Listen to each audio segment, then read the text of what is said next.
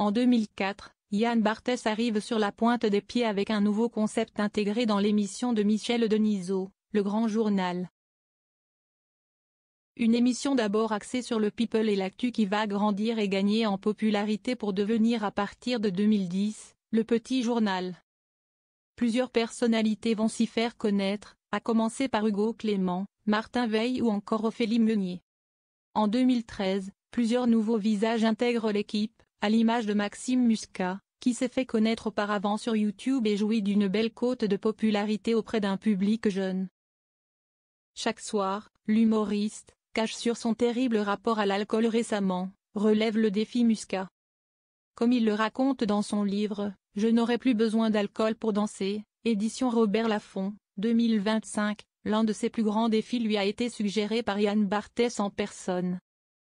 Un jour, il me propose de marcher de Lyon à Paris, en hommage à la marche contre le racisme, qui a eu lieu 30 ans plus tôt et faire écho au film avec Jamel Debbouze qui sort bientôt, écrit-il, avant d'avouer quelques inquiétudes.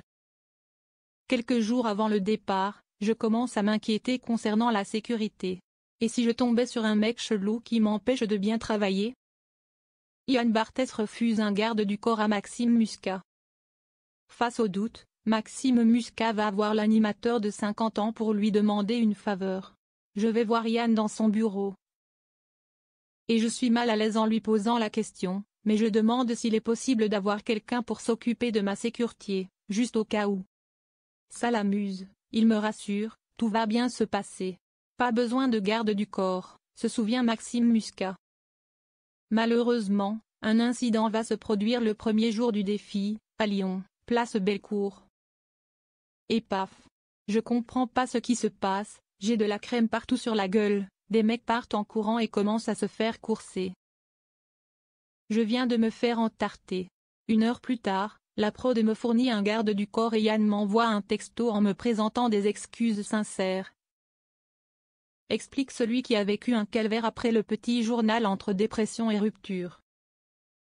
Après cette incroyable marche, le chroniqueur revient sur le plateau du petit journal avec quelques marcheurs invités dans le public. L'un d'eux surprend Yann en lui demandant s'il peut l'héberger pour la soirée. Ça me fait rire de le voir un peu paniqué, mais j'évite de tenter la blague sur mon garde du corps que je peux lui prêter, conclut Maxime Muscat sur cette histoire.